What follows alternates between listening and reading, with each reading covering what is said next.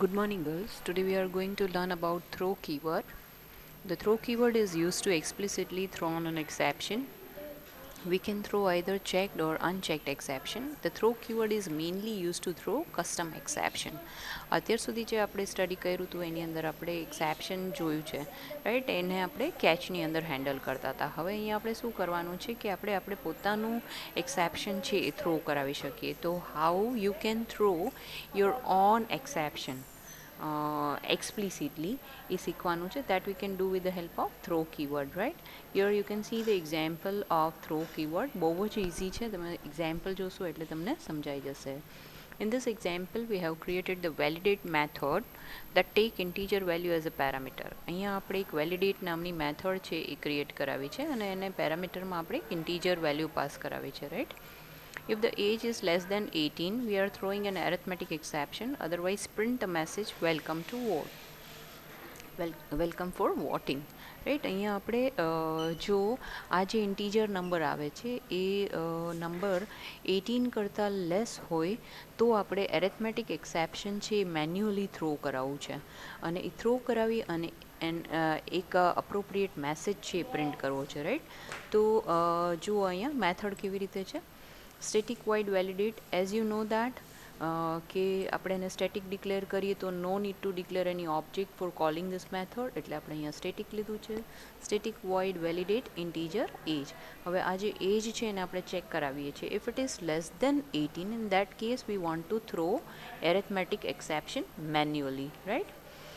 અત્યાર સુધી જે હતું એ ઇન્ટરનલ એરર જનરેટ થઈ અને પોતાની જાતે જે એક્સેપ્શન છે એ થ્રો થતા હતા. હવે આપણે throw keyword through manually exception throw કરાવીએ છીએ, રાઈટ? તો અહીંયા એરેથમેટિક એક્સેપ્શન જો એજ છે 18 કરતાં લેસ હશે એ કેસની અંદર આપણને મેસેજ મળશે not valid, right?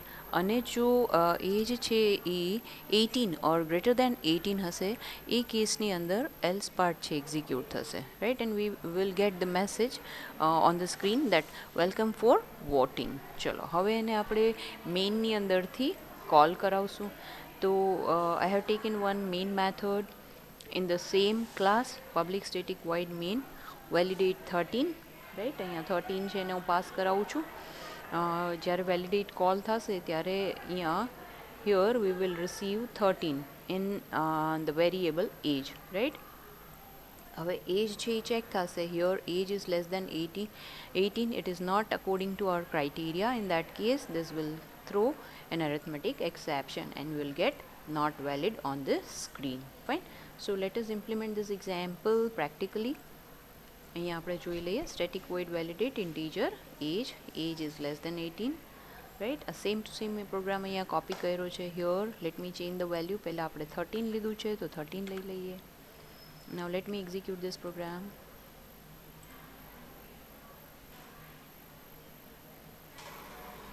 Arithmetic exception not valid. As you can see on the screen that we got an error message, right? ચલો હવે અહીંયા આપણે પ્રોપર વેલ્યુ નાખીએ અને ફરીથી આને રન કરાવીએ. Run your file. See here valid user, you are valid user, you are welcome for voting and rest of the code. એના પછી જે આપણે કોડ લખેલો છે એ પણ એક્ઝિક્યુટ થાય છે. So in this way you can create or you can throw exception externally, right? Now the second keyword is throws keyword. As we know that there are two types of exception, checked and unchecked. Checked exception force you to handle them. If you don't handle them then the program will not compile. On the other hand, unchecked exception doesn't get checked during compilation. Throws keyword is used for handling checked exception. By using throws we can declare multiple exception in one go. Now what is the need of throws keyword with our try catch block in Java, right? આપણે question arise થાય કે આપણે throws કીવર્ડનો use try catch સાથે અહીંયા જાવાની અંદર કેવી રીતે કરશું અને શું કરવું જોઈએ. we already know we can handle exception using try catch block, right?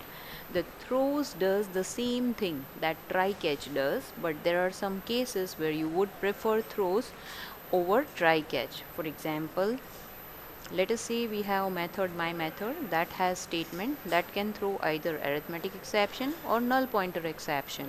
In this case you can use try catch as shown below. ક્યારેક એવી સિચ્યુએશન આવે કે જ્યાં આપણે એક કરતાં વધારે એક્સેપ્શનના ચાન્સીસ છે, રાઈટ? તો એના માટેનો ટ્રાય કેચ બ્લોક અહીંયા આપેલો છે. Public void my method try, the statements will go in this block, right? અને એને કેચ કરીએ છીએ આપણે એરેથમેટિક એક્સેપ્શન થ્રુ. બીજું એક આપણે કેચ લઈ લઈએ which can handle null pointer exception, અને એનું કોડિંગ છે આપણે આ કેચ બ્લોકની અંદર કરેલું છે. But suppose you have several such methods that can cause exception. In that case, it would be tedious to write this try catch for each method. The code will become unnecessarily long and will be less readable, right? ક્યારેક કોઈ method છે એની અંદર એક કરતાં વધારે method માટે same ટાઈપના try catch બ્લોકની આપણને જરૂરત પડે. એક કરતાં વધારે કેચ આપણે આપીએ અને એ પણ સેમ ટાઈપના, તો એના એ કેચ રિપીટ કરવા દેટ બીકમ ટેડિયસ ફોર આસ. તો એ કેસની અંદર આપણો કોડ પણ અનનેસેસરી લોંગ થઈ જશે અને it will look less readable. તો as a solution to overcome this problem આપણે અહીંયા we can use throws keyword. Throws keyword like this: declare the exception in the method signature using throws and handle the exception where you are calling this method by using try catch. The advantage of using this approach is that you will be forced to handle the exception when you call this method. All the exceptions that are declared using throws must be handled where you are calling this method, else you will get compilation error. તો અહીંયા તમને જો એની syntax આપેલી છે, right? My method which can throw arithmetic exception and null pointer exception. આ જે method છે એ બે ટાઈપના એક્સેપ્શનને થ્રો કરે છે. Your statement will go inside this block. Now main મેથડની અંદરથી આપણે my મેથડને કોલ કરાવીએ છીએ which is enclosed in try block, અને આપણે try blockમાં enclose કરી દીધી છે, right? Here you can see the catch, arithmetic exception and null pointer exception, both are handled. Fine. ચલો આનું એક એક્ઝામ્પલ આપણે જોઈ લઈએ છીએ કેવી રીતે વર્ક કરશે એ. In this example, the method my method is throwing two checked exception. So we have declared this exception in the method signature using throws keyword. As you can see here, the name of class is throw example, void my method which has one integer value. See, આટલું જે મેં select કર્યું છે, this is our normal prototype of method declaration, right?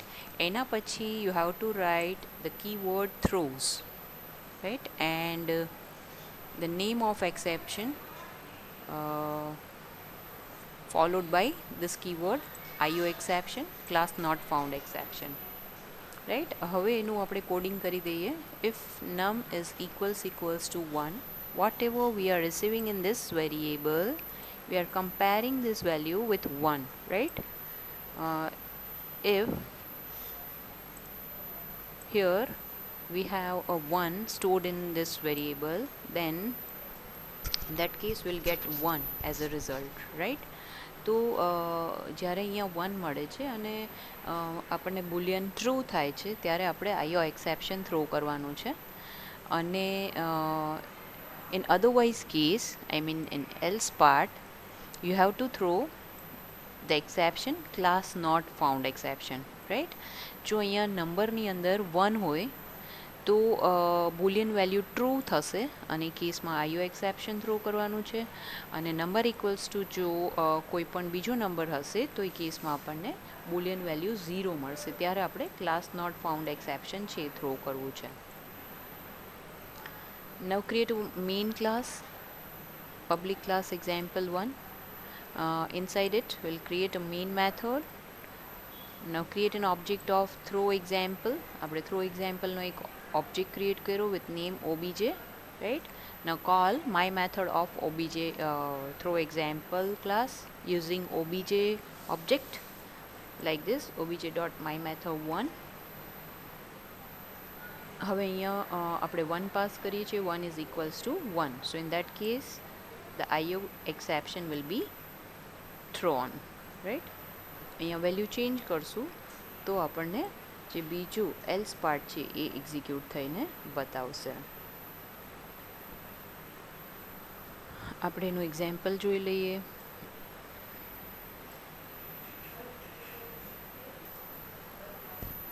Okay, import java.io exception package. આપણે અહીંયા IO પેકેજને import કરાયું છે.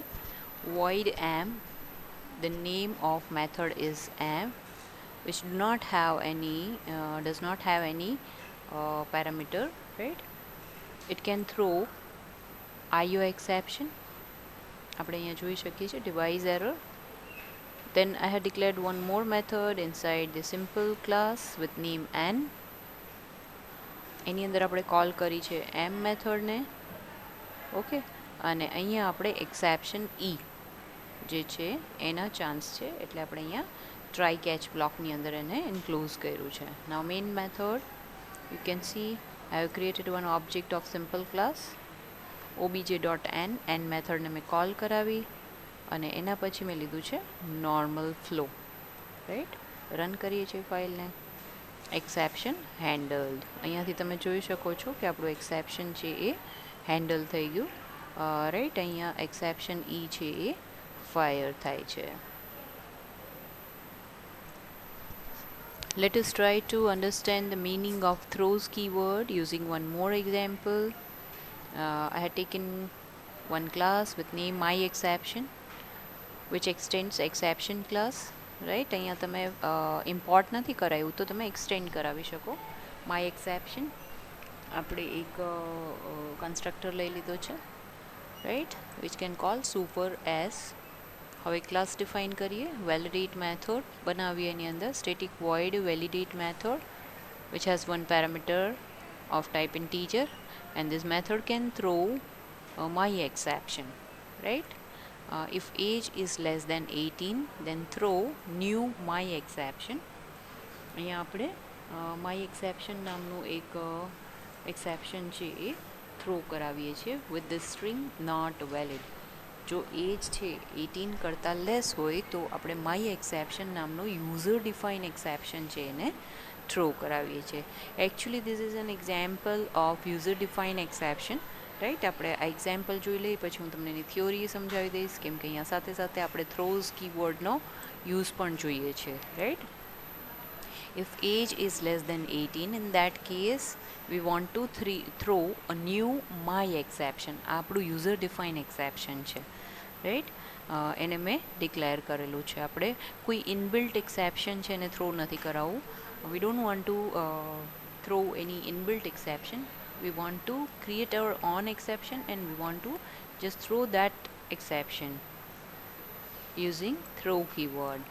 તો અહીંયા જો myException એની અંદર આપણે અહીંયા એક સ્ટ્રિંગ પાસ કરાવી છે, એટલે આપણે જ્યારે આ એક્સેપ્શન થ્રો થશે ત્યારે આઉટપુટમાં આપણને મળશે not valid. else system.out.println welcome for voting, right. તો અહીંયા ઇન્ટેન્શનલી આપણે વેલિડેટની અંદર 18 કરતાં લેસ એજ છે એ પાસ કરી છે, એટલે એક્સેપ્શન છે એ થ્રો થાય. Let us run this file.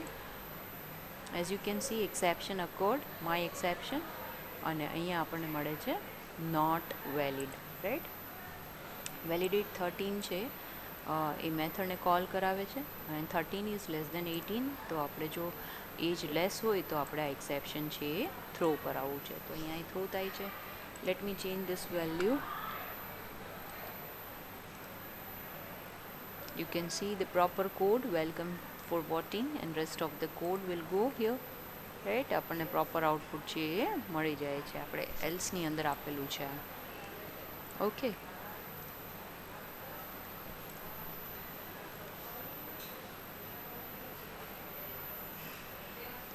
Throw versus throws આપણે એક આ વસ્તુ જોવાની છે, અને મેં તમને કીધું એવી રીતે યુઝર ડિફાઇન એક જોવાનું છે. Yes, user define exception class. In Java we can create our own exception class and throw that exception using throw keyword. These exceptions are known as user define or custom exception. Let us see how to create our custom exception જે આપણે હમણાં મેં તમને બતાવ્યું. Right. અહીંયા આપણે class create કરી દીધો invalid age exception which can extend exception class. એટલે કે આપણે પેરેન્ટ ક્લાસને કોલ કરાવીએ છીએ. Exception is an inbuilt class.